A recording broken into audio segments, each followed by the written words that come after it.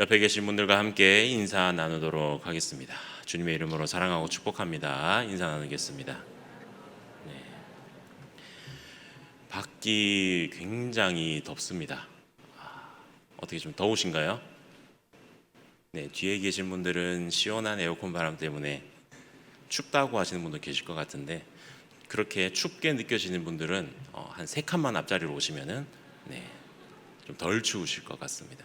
위에 공조 냉방기가 또 고장이 나는 바람에 지금 에어컨을 다 틀 수밖에 없는 상황입니다. 그래서 안 꺼질 겁니다. 미리 말씀드립니다. 안 꺼질 거니까 춥다고 뒤에 전도사님한테 이렇게 눈치로 빨리 꺼달라고 하지 마시고 지금 시간을 드릴 테니까 앞자리로 옮기시면 되겠습니다. 네. 하나, 둘, 셋. 없는 걸로 알겠습니다. 날씨가 되게 덥습니다. 오늘 제가 신방 간다고 차를 탔는데 실내 온도계가 42도를 찍었더라고요. 물론 밖에 온도가 42도인지 아니면 제 차 안에 있는 내부 온도가 42도인지 확실치는 않지만 그만큼 덥다는 거죠. 지난주만 해도 장마라고 걱정하고 물에 떠나려 가지 않을까 고민했던 것 같은데 벌써 폭염 경보도 경험했고요. 또 이렇게 더운 날씨가 계속해서 이어져 가고 있습니다. 이렇게 더우면은 가정에서는 큰 선택을 하나 고민하게 되실 겁니다. 이번 휴가는 어디로 가지라고 고민하시겠죠. 이미 다녀오신 분들도 계시겠지만 산으로 가는 게 좋을까, 바다로 가는 게 좋을까라며 어디로 가는 것이 좋을지 참 즐거운, 행복한, 아니면 어쩌면 또 괴로운 그런 선택을 하고 계실지도 모르겠습니다. 저희 가정은 작년 휴가 때 생각해 보면은 참 좋은 선택을 했던 것 같습니다. 오로지 저희 아들에게 맞춰진 휴가 계획. 그래서 춘천으로 가서 아버지들이 고생한다는 레고랜드도 한번 가보고요. 그리고 또 경주에 가서 물놀이도 하고 정말 즐거운 좋은 선택이었다라는 생각이 들면서도 휴가 끝에 코로나에 확진이 되는 바람에 휴가지에서 코로나가 걸려서 돌아와서 온 가족이 아팠던 거 생각하면 진짜 선택을 잘못했구나라는 생각이 들기도 하는 그러한 휴가를 보냈던 것 같습니다. 살면서 휴가뿐만 아니라 우리는 셀 수도 없이 많은 선택을 하면서 살아갑니다. 작게는 오늘 점심 뭐 먹을까? 오늘 집에 가서 치킨을 먹을까? 족발을 먹을까? 아니면 내일은 무슨 옷을 입을까? 생일이 다가오는데 엄마한테는 뭘 사달라고 할까? 아내의 기분을 풀어주려면 내가 어떻게 해야 될까와 같은 그런 사소한 문제부터 우리가 선택을 하죠. 그런 선택들이 점점 커져 나가서 대학은 원서는 어디로 넣어야 되냐, 직장은 어디를 해야 되나, 사업을 하고 싶은데 사업 아이템은 뭘 선택을 해야 되나, 또 집은 어디를 구해야 되나 등등 정말 많은 선택들을 하면서 살아갑니다. 그런 선택을 할 때 선택을 하는 사람을 잘 살펴보면은 우리가 그 사람은 어떤 사람인지에 대해서 조금은 알 수 있는 것 같습니다.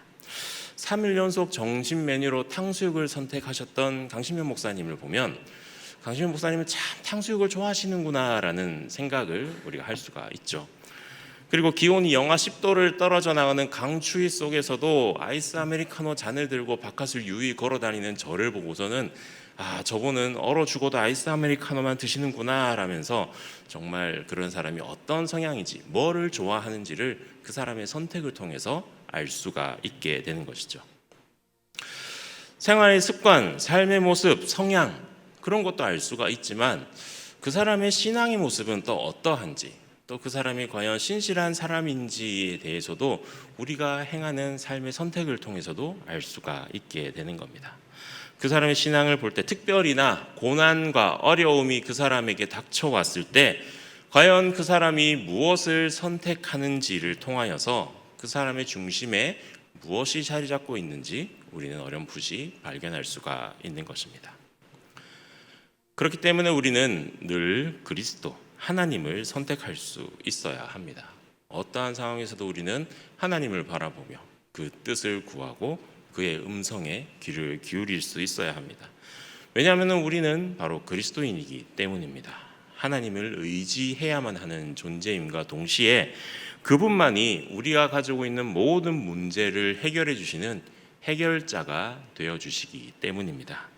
우리는 그러한 하나님이라는 선택을 통해서 그분의 존재를 확인할 수가 있고 또 하나님의 그러한 뜻도 알아갈 수가 있는 것입니다. 오늘 본문에는 한 가정이 여러 가지를 선택하는 그런 장면들이 등장을 합니다. 이 가정이 어떠한 선택을 했는지를 살펴보고 또 그 선택들이 어떠한 결과를 가져왔는지를 돌아보면서 우리는 우리의 삶 가운데 어떠한 선택을 하면서 결단하며 나아가야 되는지를 다시 한번 되돌아보시고 다짐하시는 귀한 시간이 되시기를 간절히 소원합니다. 룻기 1장 1절의 말씀에 이렇게 기록되어 있습니다. 함께 봉독하겠습니다. 사사들이 치리하던 때에 그 땅에 흉년이 드니라. 유다 베들레헴의 한 사람이 그의 아내와 두 아들을 데리고 모압 지방에 가서 거류하였는데. 아멘. 사사들이 치리하던 때, 결국 룻기의 배경은 사사시대라는 것을 알 수가 있습니다. 이 사사시대에 요단강을 앞두고 세 명의 여인이 서로 다툼 아닌 다툼을 벌이고 있습니다. 늙은 시어머니와 두 젊은 며느리가 어쩌면 서로 사랑하는 마음으로 서로 말다툼을 하고 있죠. 나오미와 두 며느리였던 오르바와 룻이 이야기입니다. 11절에서 13절 말씀을 함께 봉독하겠습니다. 11절부터 13절입니다. 나오미가 이르되 내 딸들아 돌아가라. 너희가 어찌 나와 함께 가려느냐. 내 태중에 너희의 남편 될 아이들이 아직 있느냐. 내 딸들아 되돌아가라. 나는 늙었으니 남편을 두지 못할지라. 가령 내가 소망이 있다고 말한다든지 오늘 밤에 남편을 두어 아들들을 낳는다 하더라도 너희가 어찌 그들이 자라기를 기다리겠으며 어찌 남편 없이 지내겠다고 결심하겠느냐. 내 딸들아 그렇지 아니하니라. 여호와의 손이 나를 치셨으므로 나는 너희로 말미암아 더욱 마음이 아프도다 하매. 아멘. 시어머니였던 나오미가 두 딸과 같은 그 며느리들에게 이야기를 합니다. 나는 이제 늙었다. 그래서 더 이상 살아갈 소망이 없다. 재산도 없다.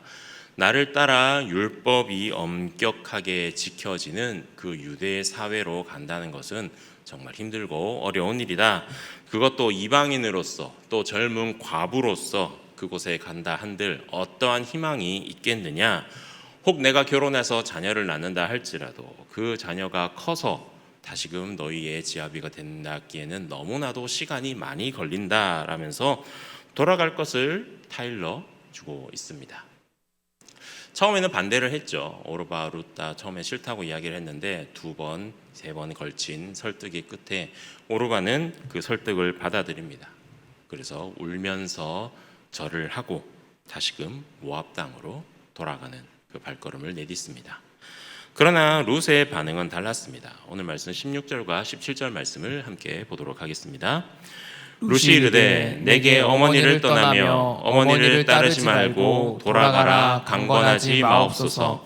어머니께서 가시는 곳에 나도 가고 어머니께서 머무시는 곳에서 나도 머물겠나이다.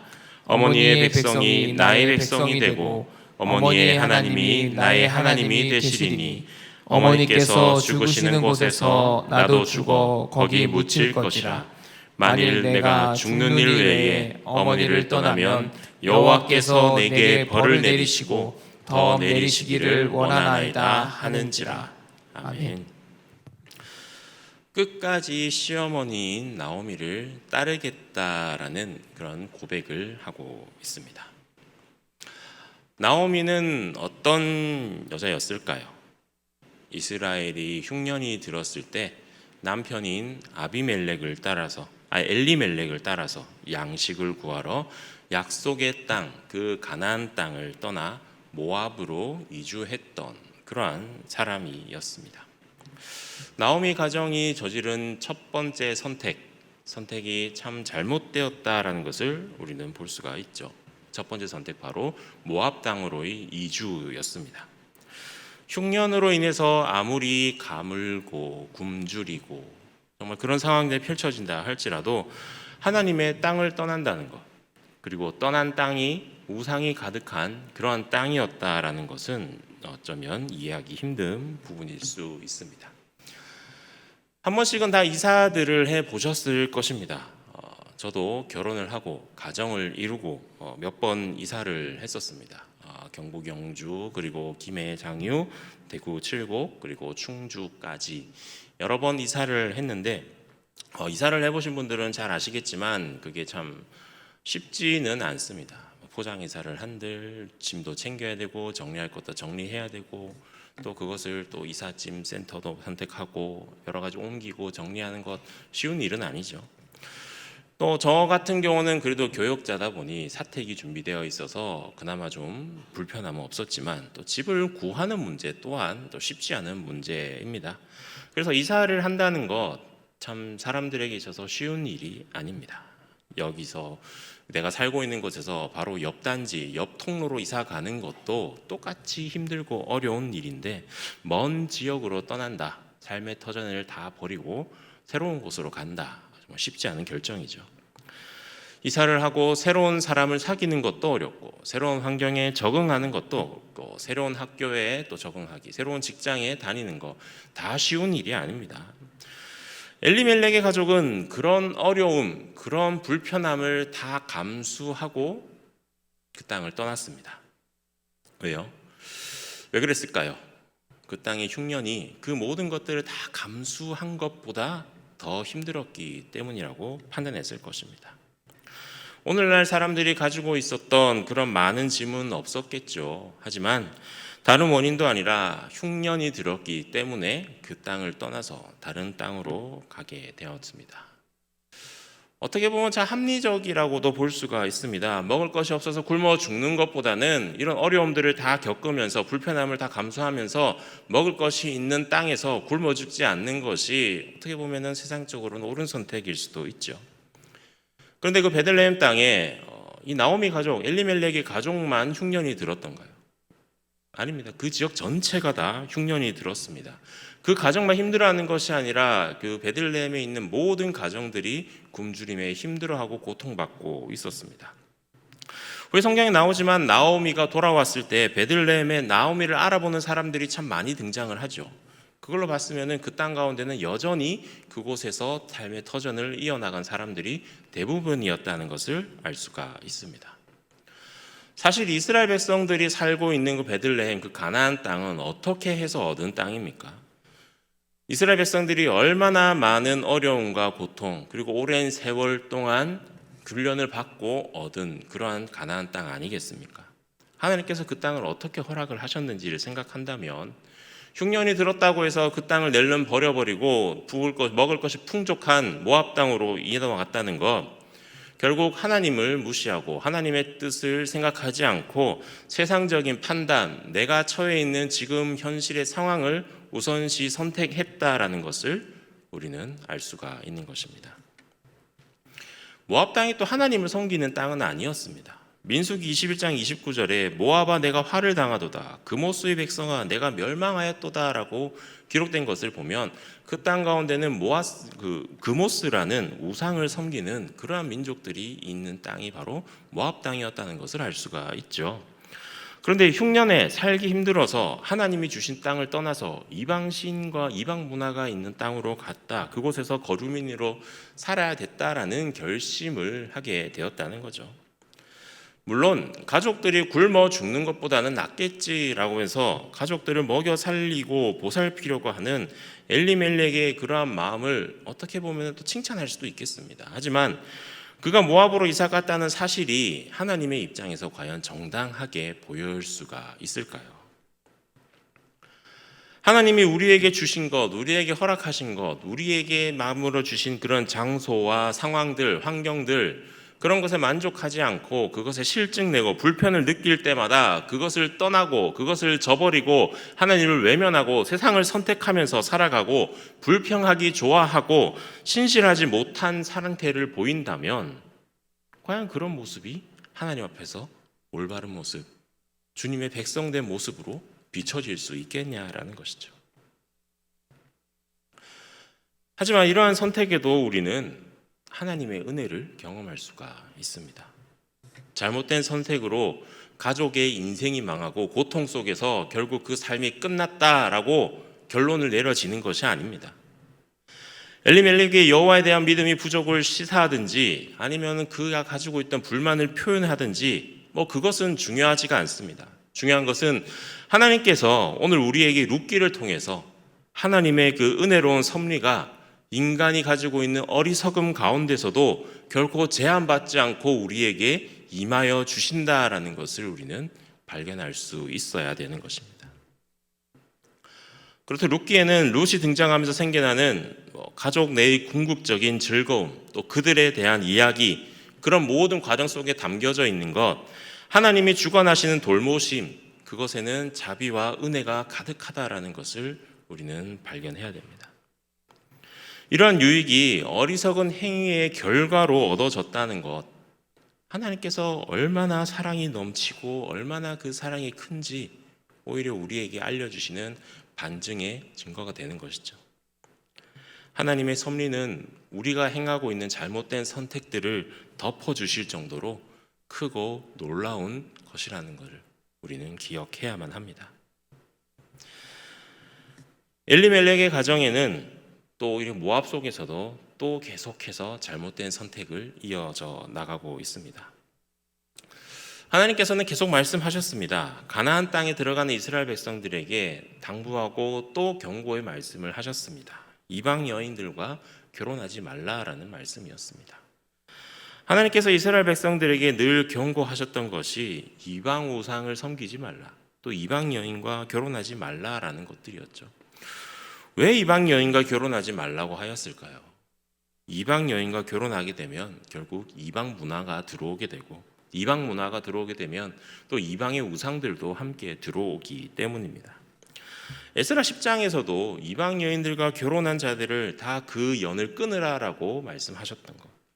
솔로몬이 그 부귀 영화를 누리고 강대국으로 이스라엘 백성 키워나갔지만 결국 이방 공주들과 결혼하고 그들이 가지고 온 우상들 때문에 이스라엘이 망하게 되는 기초 작업을 쌓을 수가 있게 되었던 것이죠.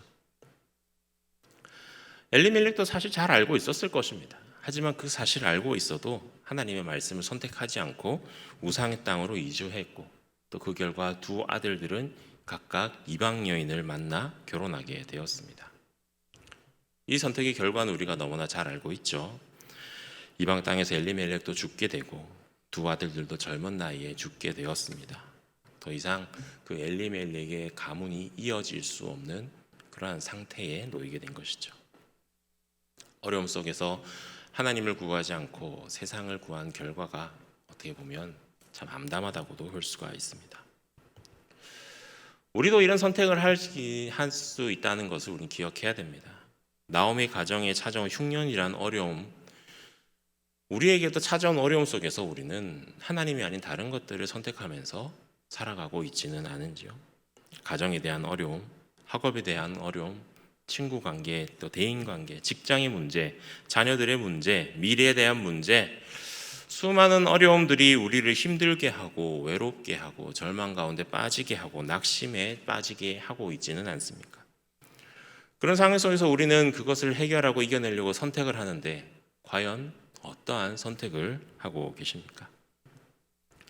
안타깝게도 참 많은 사람들이 그런 잘못된 선택의 길에서 방황을 하고 잘못된 선택을 하고 결국에는 극단적인 선택까지 하는 사람들이 참 많이 있습니다. 절망과 어려움 속에서 어찌할 바를 모르고 세상적인 것을 찾고 그것을 이겨내려고 애쓰다가 결국 극단적인 선택을 하는 경우, 우리나라의 자살률이 OECD 회원국 가운데 1위라는 건 알고 계신가요?